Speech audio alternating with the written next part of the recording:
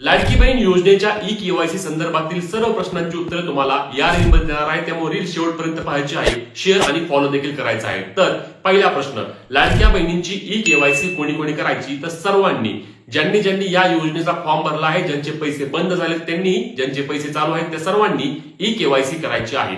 दुसरा प्रश्न, e KYC ची मुदत काय असणार आहे? तर ई केवायसी ची मुदत 18 नोव्हेंबर पर्यंत असणार आहे। 2 महिने तुम्हाला ई केवायसी करता येणार आहे। तिसरा प्रश्न, ई केवायसी कुठे करायची? तुम्ही तुमच्या मोबाईल मधून ladkibaheen.maharashtra.gov.in या वेबसाईटवर जाऊन तुमची ई केवायसी करू शकता।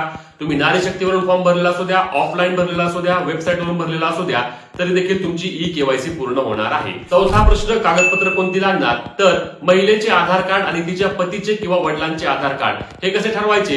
पतीच्या नावाने फॉर्म भरला असेल तर पतीचे आधार कार्ड आणि वडिलांच्या नावाने फॉर्म भरला असेल तर वडिलांचे आधार कार्ड। दोघांचाही फक्त नंबर लागणार आहे आणि दोघांच्याही आधार कार्डला मोबाईल नंबर लिंक असणे बंधनकारक आहे, कारण ओटीपी येणार आहे आणि ओटीपी आल्यानंतर तुमची ई केवायसी पूर्ण होणार आहे। आणि सर्वात महत्त्वाचा प्रश्न म्हणजे, आमची ई केवायसी झाली नाही, आम्ही काय करू? आम्हाला ओटीपी येत नाही, आम्ही काय करू? वेबसाईट व्यवस्थित चालू होत नाहीये। येत्या 8-10 दिवसांमध्ये, 4-5 दिवसांमध्ये वेबसाईट व्यवस्थित चालू होईल। 2 महिने मुदत आहे, 2 महिन्यामध्ये तुम्ही तुमची ई केवायसी पूर्ण करून घेऊ शकता, पैसे थांबणार नाही।